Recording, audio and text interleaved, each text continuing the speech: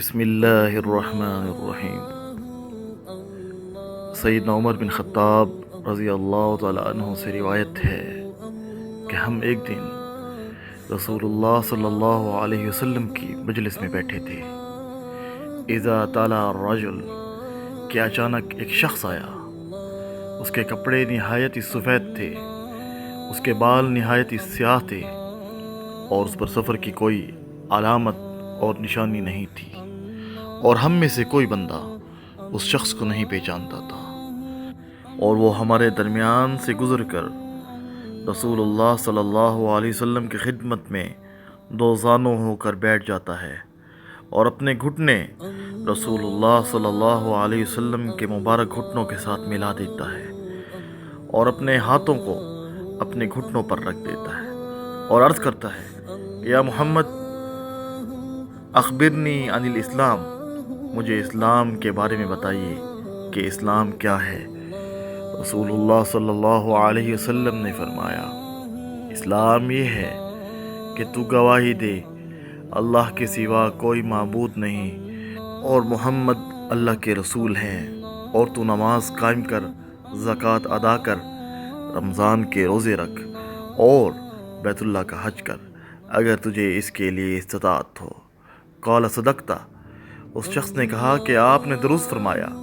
تو ہمیں تعجب ہوا کہ اس شخص پر کہ وہ رسول اللہ صلی اللہ علیہ وسلم سے سوال بھی خود کرتا ہے، اور پھر اس کے بعد اس کی تصدیق بھی خود کرتا ہے۔ پھر اس نے کہا کہ اب مجھے بتائیے کہ ایمان کیا ہے۔ تو رسول اللہ صلی اللہ علیہ وسلم نے فرمایا کہ ایمان یہ ہے کہ تو یقین رکھے اللہ پر، اس کے فرشتوں پر، اس کی کتابوں پر، اس کے رسولوں پر، قیامت کے دن پر، اور اچھی بری تقدیر پر، جو کہ خیر یا شر کسی پر وارد ہوتا ہے وہ اللہ کی طرف سے ہے۔ وہ شخص بولا، آپ نے درست فرمایا۔ پھر اس نے کہا کہ مجھے احسان کے بارے میں بتائیے۔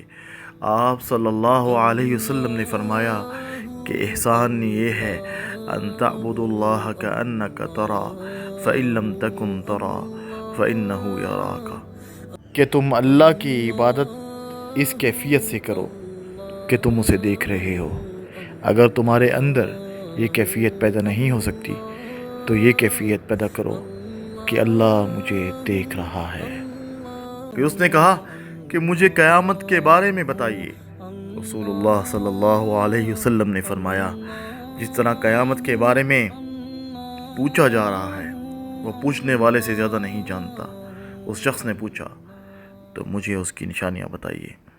تو آپ صلی اللہ علیہ وسلم نے فرمایا کہ جب تم دیکھو کہ لونڈی اپنی مالکہ کو جنے، یعنی اولاد سرکش ہو جائے، بیٹیاں جو عام طور پر اپنے والدین کی زیادہ فرما بردار ہوتی ہیں، ان کا یہ حال ہو جائے کہ جیسے کہ وہ اپنی ماؤں کی مالکہ ہیں اور مائیں ان سے ڈریں، اور یہ کہ تم دیکھو گے کہ ننگے پاؤں، ننگے بدن، محتاج بکریاں چرانے والے اونچی اونچی عمارتیں بنانے میں ایک دوسرے کا مقابلہ کریں گے۔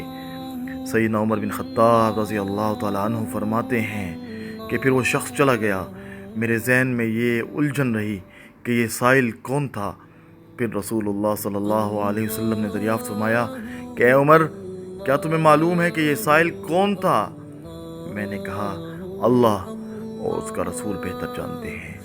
تو آپ صلی اللہ علیہ وسلم نے فرمایا کہ یہ جبرائیل تھے جو تمہیں تمہارا دین سکھانے کے لیے آئے تھے۔